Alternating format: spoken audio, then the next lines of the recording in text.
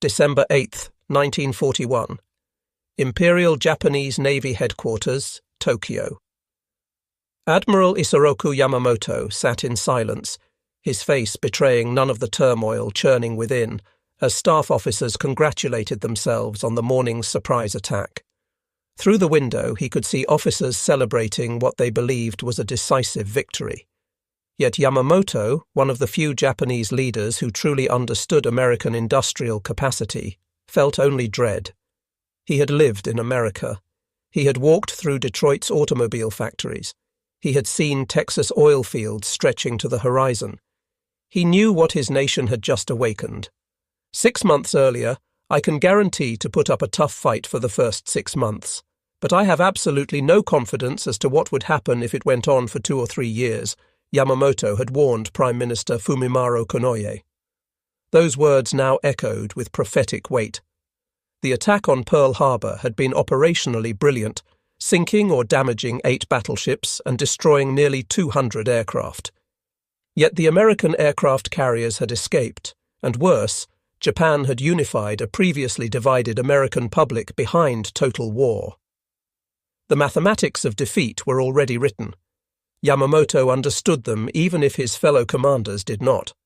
What none of them knew was that this moment would trigger the most devastating industrial mobilization in human history, an awakening of productive capacity so overwhelming that Japan's military planners, despite their intelligence reports, despite their calculations, despite even their own fears, could not comprehend its true magnitude until far too late. The collapse of Japanese strategic assumptions had already begun. American industrial might would not just defeat Japan militarily. It would psychologically demolish every assumption the Japanese High Command held about warfare, national power, and their own chances of victory. The road to catastrophe had been paved with a fatal combination of ambition and miscalculation. Throughout the 1930s, Japan pursued territorial expansion to secure resources and living space. The invasion of Manchuria in 1931, the full-scale war with China beginning in 1937, and the occupation of French Indochina in 1940 all reflected Japan's determination to create a self-sufficient empire. Japanese planners understood the unfavorable discrepancy between the industrial potential of the Japanese Empire and that of the United States. This awareness shaped their entire war plan. The numbers told a sobering story. In 1937, Japan's industrial capacity represented approximately 5.2% of global manufacturing capability. This placed them roughly equal with France and about half the capacity of either Great Britain or the Soviet Union. The United States, by contrast, commanded nearly 42% of world industrial production. Even in the depths of the Great Depression, American war-making potential was approximately 7 to 10 times larger than Japan's. These statistics were available to Japanese planners. They knew them, they discussed them, yet they chose to gamble anyway. The gamble rested on a specific strategic assumption. Japanese success hinged on their ability to extend the strategic advantage gained at Pearl Harbor with additional rapid strategic victories. The plan was elegant in its desperation. Japan would strike the American Pacific Fleet at Pearl Harbor, simultaneously seizing the resource-rich territories of Southeast Asia. These lightning victories would present America with a fait accompli, a defensive perimeter so vast and fortified that the cost of reconquering it would exceed American willingness to fight. Facing protracted war across the Pacific, America would negotiate a settlement recognizing Japan's conquests. Victory depended entirely on American unwillingness to pay the price of total war. This assumption would prove to be the greatest strategic miscalculation of the Pacific War. The Japanese High Command fundamentally misunderstood American character, industrial capacity, and national resolve. They projected their own resource limitations onto an enemy that operated under entirely different economic realities. Admiral Yamamoto understood this better than most. Before the war, he had spent time in the United States, first as a student at Harvard University from 1919 to 1921, then as a naval attaché in Washington from 1926 to 1928. He had travelled extensively across America. He had witnessed automobile production lines in Detroit churning out vehicles at rates that Japanese factories could barely comprehend. He had seen oil derricks dotting the Texas landscape, each one producing more petroleum than entire Japanese fields. He had observed the casual abundance of American civilian life, the vast agricultural production, the continental scope of American infrastructure. Before Pearl Harbor, Yamamoto had opposed going to war with America precisely because he understood these realities. Anyone who has seen the auto factories in Detroit and the oil fields in Texas, he wrote, knows that Japan lacks the national power for a naval race with America. His opposition to war had made him politically vulnerable, forcing his transfer to command of the combined fleet partly to protect him from assassination by militarist factions within the army. Given the task of planning war against America, Yamamoto designed the Pearl Harbor attack with the hope of achieving the quick victory that represented Japan's only chance. But hope was not strategy, and Yamamoto's private doubts never translated into sufficient warning for his government.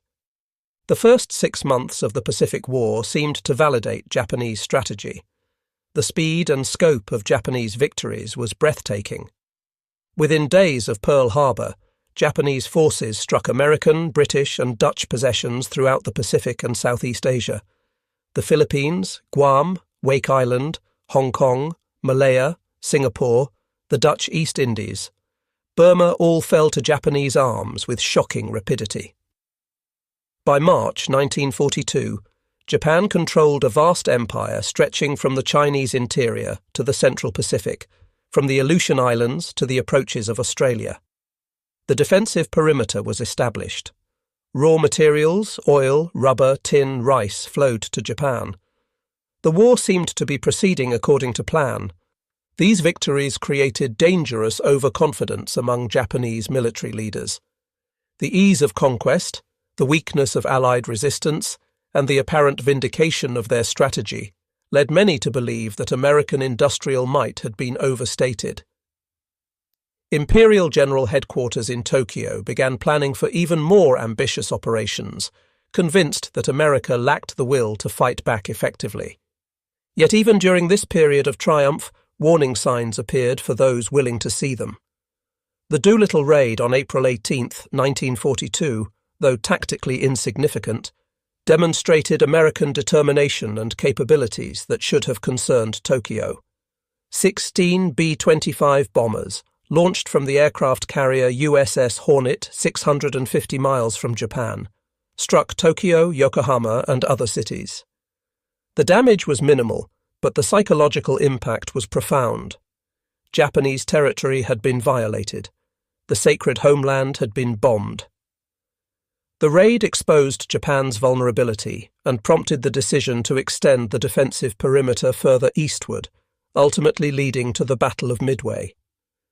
The Battle of the Coral Sea in May 1942 provided another warning. Though tactically inconclusive, with both sides losing carriers, the strategic outcome favoured America. Japan's planned invasion of Port Moresby was abandoned.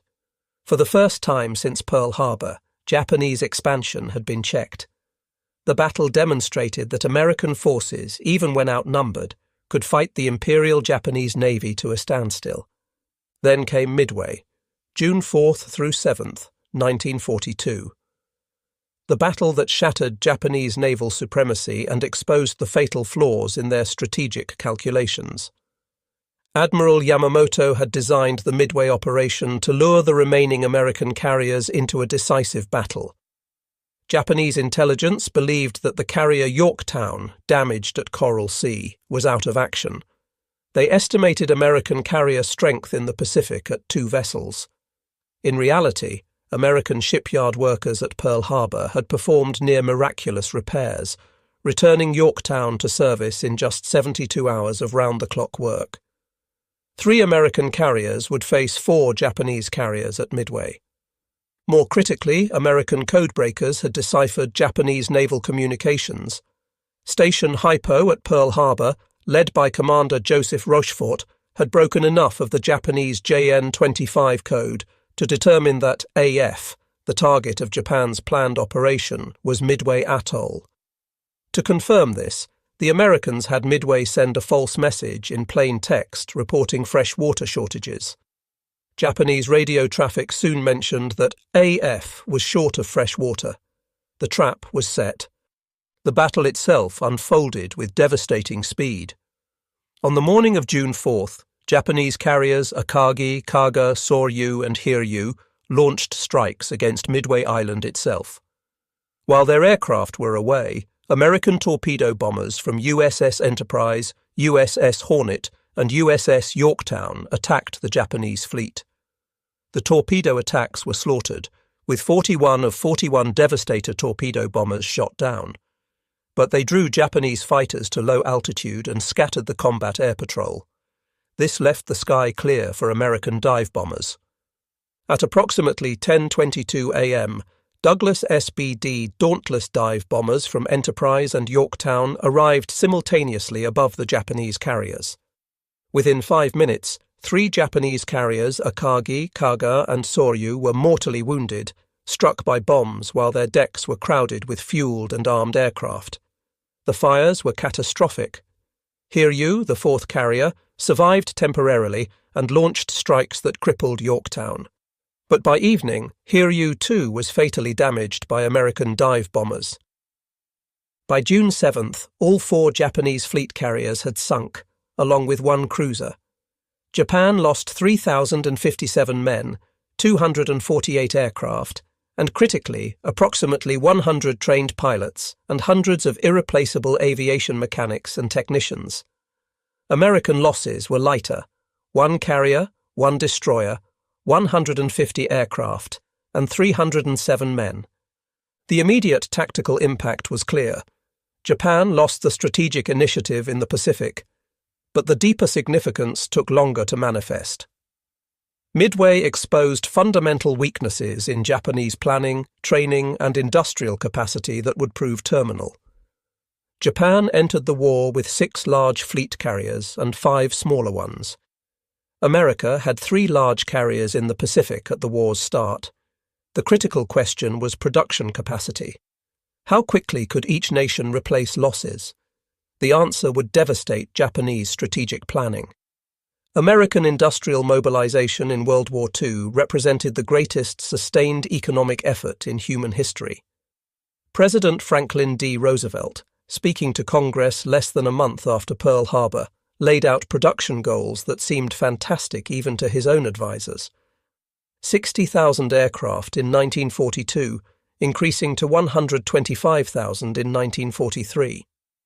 120,000 tanks in the same period. 55,000 anti-aircraft guns. These targets were met and exceeded. The statistics were staggering. In the 3 years following Midway, Japanese shipyards constructed 6 aircraft carriers. In the same period, American shipyards delivered 17 Essex-class fleet carriers, 9 Independence-class light carriers, and dozens of escort carriers. The Essex-class carriers themselves represented an industrial achievement that Japanese planners could barely comprehend. The United States Navy initially ordered 32 Essex-class carriers. Although not all were completed before war's end, 24 were built and 14 saw combat service in World War II. Each displaced 30,000 tons, measured 870 feet in length, and carried more than 90 aircraft. At peak production, American shipyards were launching 1 Essex-class carrier approximately every 6 weeks. In 1944 alone, American factories produced more aircraft than Japan built during the entire war period from 1939 to 1945. America produced approximately 297,000 aircraft during the war. Japan produced approximately 76,000. American shipyards delivered more tonnage in the first 4.5 months of 1943 than Japan launched in 7 years. The Ford Motor Company's Willow Run plant outside Detroit produced 1 B-24 Liberator bomber every 63 minutes at peak production. The numbers extended across every category of military production. American factories built 86,000 tanks compared to Japan's approximately 2,000 medium and heavy tanks. America produced 2 million trucks. Japan managed approximately 165,000. In artillery pieces, small arms, ammunition, and every other category of war materiel, American production exceeded Japanese output by factors of 5 to 20. Japanese military planners had access to much of this information through intelligence reports, neutral country sources, and simple observation of equipment appearing in combat. Yet the numbers created cognitive dissonance that prevented proper strategic adjustment. The figures were so overwhelming that accepting them meant accepting inevitable defeat. Japanese commanders chose instead to hope that the numbers were exaggerated, that American quality would prove inferior to Japanese fighting spirit, that somehow the tide could be turned through tactical brilliance and self-sacrifice. Admiral Yamamoto never suffered these delusions. His understanding of American power only deepened as the war progressed. Historians debate whether Yamamoto actually spoke the famous words attributed to him after Pearl Harbor. "I fear all we have done is to awaken a sleeping giant and fill him with a terrible resolve." No written record of this exact quotation exists. The line appeared first in the 1970 film Tora, Tora, Tora. But whether Yamamoto spoke those precise words or not, the sentiment accurately reflected his documented views. What Yamamoto definitely did write in a letter on January 9, 1942, was this: "A military man can scarcely pride himself on having smitten a sleeping enemy. It is more a matter of shame, simply, for the one smitten." He understood that defeating an unprepared enemy proved nothing about relative strength. The true test would come when America fully mobilized its industrial might. That mobilization gathered momentum throughout 1942 and reached full force by 1943. The industrial statistics translated into operational reality across every Pacific battlefield. At Guadalcanal, from August 1942 through February 1943, American forces demonstrated their ability to sustain combat operations across vast oceanic distances. The campaign became a grinding attritional struggle that exposed another Japanese vulnerability: logistics, supply, replacement, industrial capacity. Japan had planned for quick, decisive battles, not sustained operations draining resources. The Japanese merchant fleet, essential for supplying far-flung garrisons, steadily eroded under American submarine attack. Japanese merchant ship production never matched losses. In 1943, American submarines sank more Japanese tonnage than Japanese shipyards launched.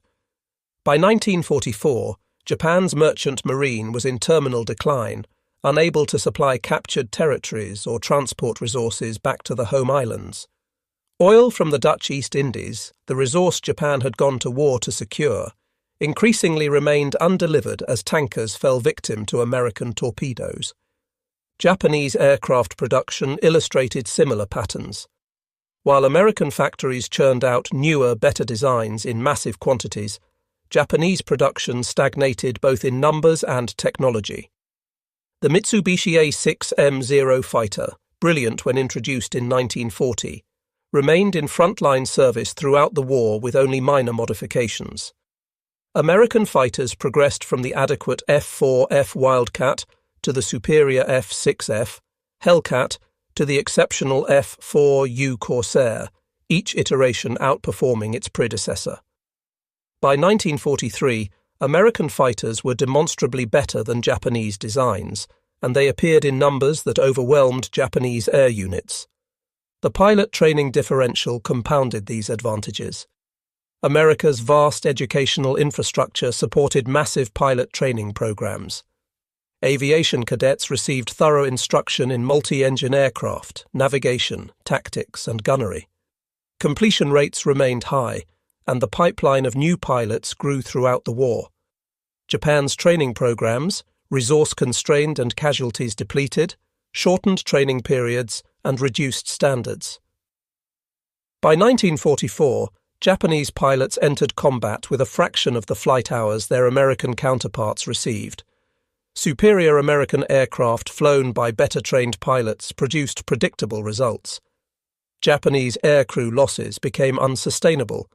Yet even as evidence of American industrial supremacy mounted, many Japanese commanders clung to hope grounded in Japan's warrior ethos.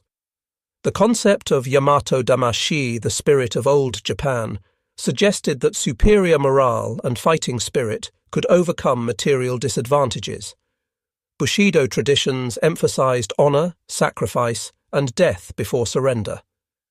These cultural factors, while producing individual acts of remarkable courage, prevented realistic strategic reassessment. The fall of the Mariana Islands in summer 1944 marked the moment when the Japanese High Command could no longer maintain illusions about the war's trajectory. The invasion of Saipan began on June 15, 1944. American forces, supported by massive naval gunfire and abundant supplies, steadily overwhelmed Japanese defenders. The fighting was savage, with Japanese soldiers and civilians choosing death over capture, but the outcome was never in doubt. Saipan fell on July 9, 1944. Tinian followed on August 1st. Guam was secured by August 10th. The strategic implications were severe. The Marianas placed American B-29 Superfortress bombers within range of the Japanese home islands. The carefully constructed defensive perimeter had been penetrated. Japan itself now faced direct strategic bombing. The loss signaled that Japan could no longer prevent American advances. The overwhelming superiority in ships, aircraft, supplies, and trained personnel meant that American forces could strike anywhere and prevail through sheer material advantage. Prime Minister General Hideki Tojo, who had pushed Japan into war, received blame for the Marianas disaster. He was forced to resign on July 18, 1944, having lost political support. His successor, General Kuniaki Koiso, inherited an impossible situation. The war was effectively lost, but surrender remained politically and militarily unthinkable. Japan would fight on, hoping for a miracle that would never come. The Battle of the Philippine Sea on June 19 to 20, 1944, concurrent with the Marianas invasion, provided another demonstration of American material supremacy. Japanese naval aviation, attempting to attack American carriers, was slaughtered in what American pilots called the Great Marianas Turkey Shoot. In 2 days of air combat, Japan lost approximately 480 aircraft and 3 carriers, including the newest carrier Taiho. American losses were comparatively light. Japanese naval aviation, already weakened by years of attrition, never recovered. American commanders now understood that they held overwhelming advantages. Admiral Chester Nimitz, commanding the Pacific Fleet, and General Douglas MacArthur, commanding Southwest Pacific Forces, conducted operations with confidence born of material abundance. When planning invasions, American forces assumed generous supply ratios, abundant ammunition, and continuous reinforcement. Japanese defenders, by contrast, fought with dwindling supplies, scarce ammunition, and no prospect of relief. The Philippines campaign, October 1944 through July 1945, exemplified this disparity. American forces landed on Leyte on October 20, 1944, supported by the largest naval armada assembled in the Pacific War to that date. Japanese naval forces, in a desperate gambit, committed virtually their entire remaining fleet to the defense of the Philippines in the Battle of Leyte Gulf, October 23 to 26, 1944. The result was the largest naval battle in history and a complete Japanese defeat. 4 separate engagements made up the battle. In the Sibuyan Sea, American carrier aircraft sank the massive battleship Musashi. In Surigao Strait, American battleships and destroyers destroyed a Japanese southern force. Off Samar, a Japanese center force encountered American escort carriers in a confused action where Japanese command failures prevented complete American disaster. Finally, off Cape Engano, American carriers destroyed the remnants of Japanese carrier aviation. By October 26th, Japanese naval power had effectively ceased to exist as an organized force. Japan had lost 4 carriers, 3 battleships, 10 cruisers, 11 destroyers, and thousands of trained seamen. The Imperial Japanese Navy would never again sortie in fleet strength. The strategic bombing of Japan, which intensified throughout 1944 and 1945, brought the war's industrial implications home to Japanese civilians and leaders alike. B-29 superfortresses, flying from the Marianas, struck Japanese cities with increasing frequency and severity. The bombing campaign evolved from precision strikes against specific industrial targets to area bombing designed to destroy Japan's urban manufacturing centres. Operation Meeting House, the firebombing of Tokyo on the night of March 9th to 10th, 1945, represented the destructive peak of the campaign. 334 B-29 bombers dropped approximately 1,665 tons of incendiary bombs on Tokyo's densely packed residential and industrial districts.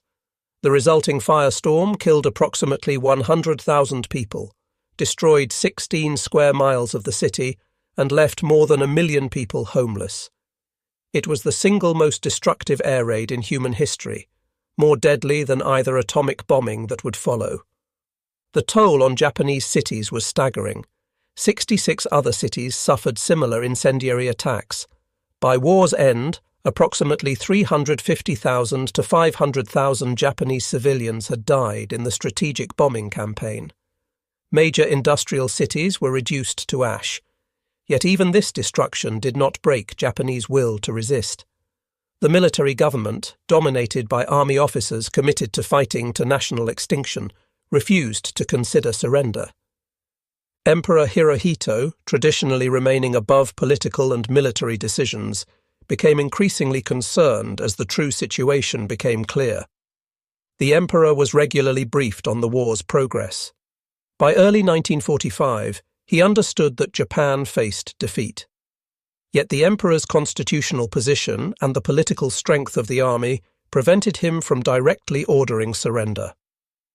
Japan's government was paralyzed between the reality of certain defeat and the cultural impossibility of accepting it. The Soviet Union's entry into the war against Japan on August 8, 1945, shattered Japan's last diplomatic hope. Japanese leaders had attempted to use Soviet neutrality to negotiate a settlement. The Soviet-Japanese Neutrality Pact of 1941 had allowed both nations to focus elsewhere. Japanese diplomats hoped Stalin might mediate between Japan and the Western Allies, perhaps securing terms short of unconditional surrender. This hope was delusional. At the Yalta Conference in February 1945, Stalin had promised to enter the war against Japan within 90 days of Germany's defeat. Germany surrendered on May 8, 1945.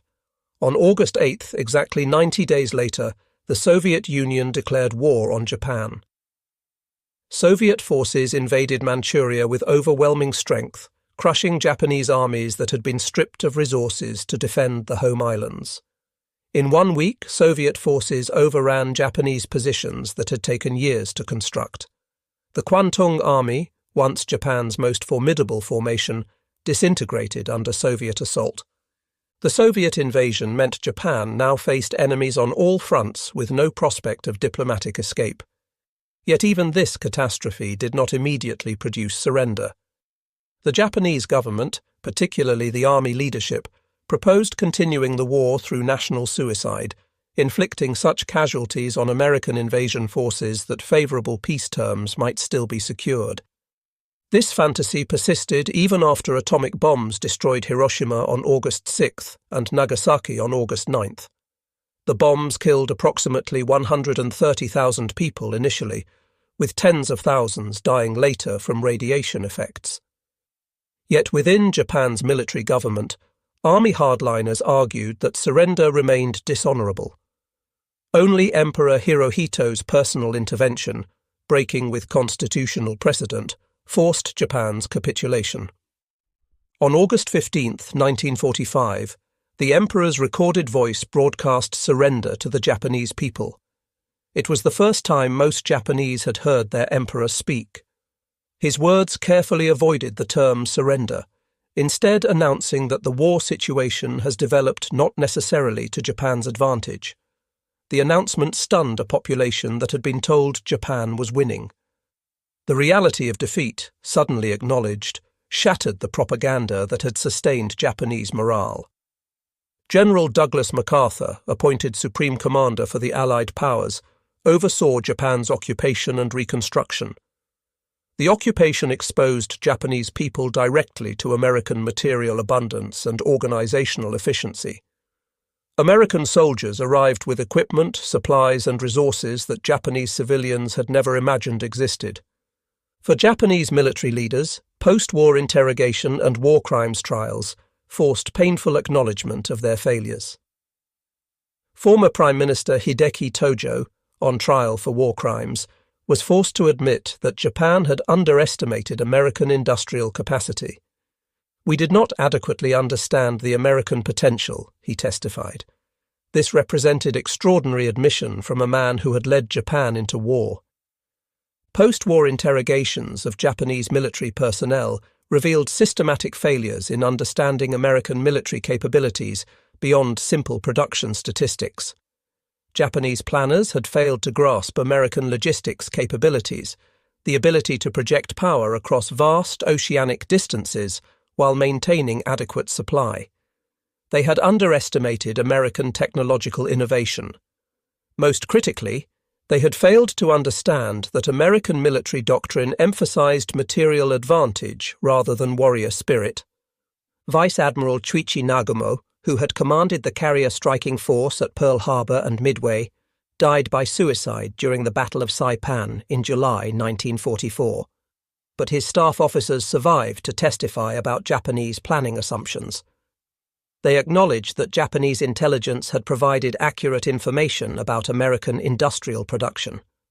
The failure was not intelligence gathering but strategic assessment. Japanese commanders had known the numbers but refused to accept their implications.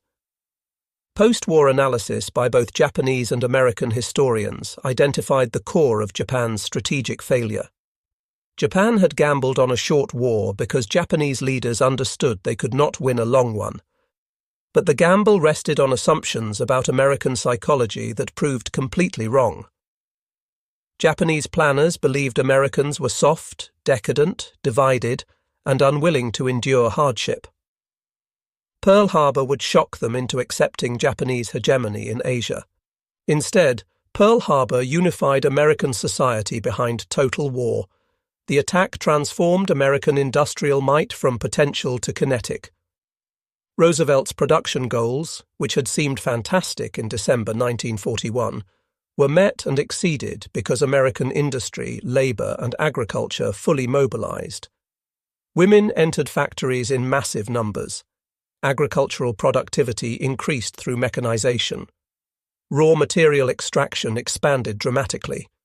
The American economy grew at 15% annually throughout the war years, while simultaneously supporting military production, civilian consumption, and massive aid to allied nations.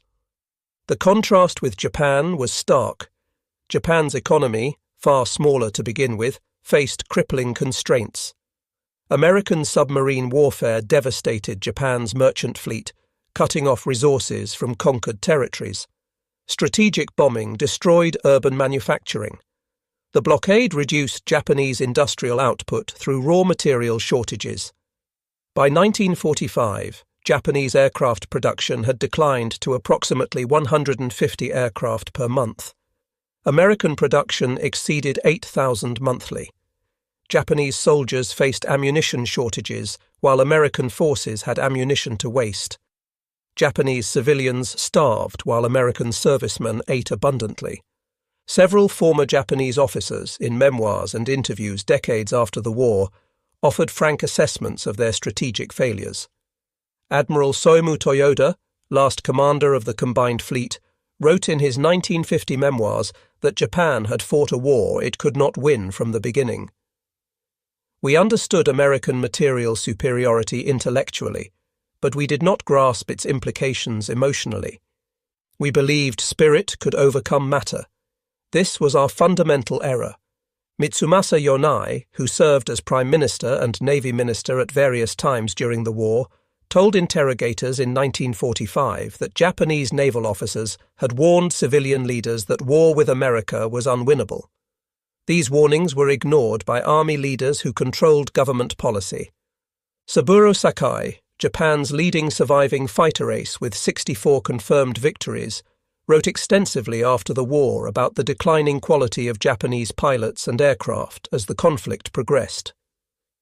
In his autobiography Samurai, published in 1957, Sakai described watching newly trained pilots deployed to combat with minimal flight hours. They were slaughtered. They never had a chance.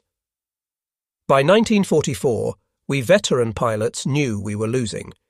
We could see the quality of American aircraft improving while ours stagnated. We could see the numbers of American planes increasing while ours declined. But we kept fighting because we had no choice. The industrial statistics that documented Japan's defeat were compiled after the war by the United States Strategic Bombing Survey. The final accounting was stark. America produced approximately 2/3 of all Allied military equipment during the war. American factories had built more than 5,000 ships. American shipyards replaced all Allied shipping sunk by Axis forces and then built additional capacity beyond pre-war tonnage. Japanese production, by comparison, had proven utterly inadequate. Japan built 6 carriers after Midway.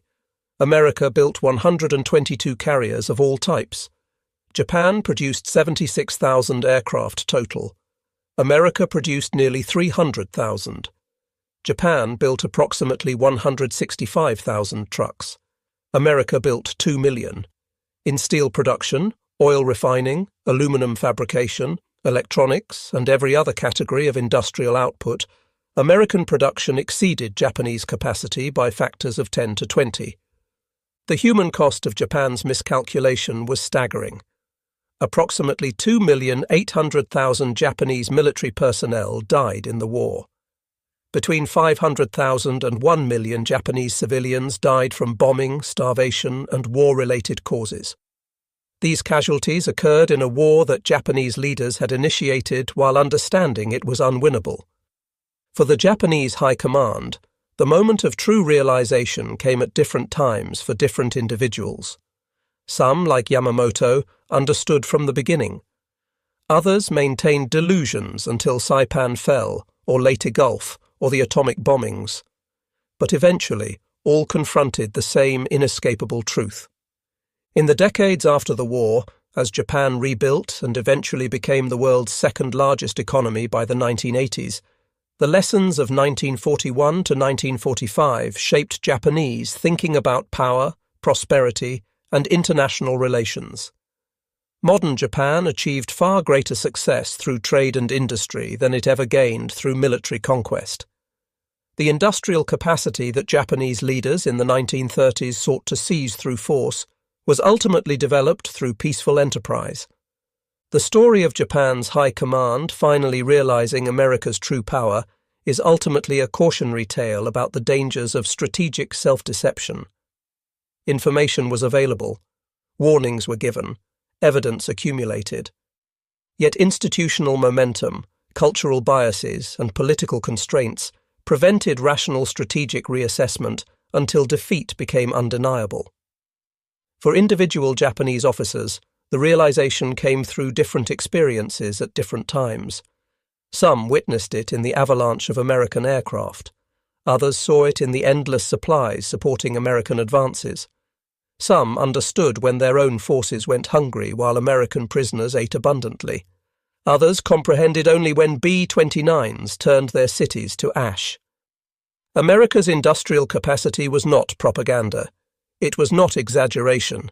It was a material reality that determined the war's outcome as surely as if the final battles had already been fought in December 1941. The Japanese High Command had awakened a sleeping giant, and that giant possessed productive power beyond Japanese capacity to resist. The mathematical certainty of defeat had been written in production statistics before Pearl Harbor. Japanese planners had access to those numbers. They simply chose not to believe them until the evidence became undeniable. In that choice lay the destruction of Imperial Japan and the deaths of millions.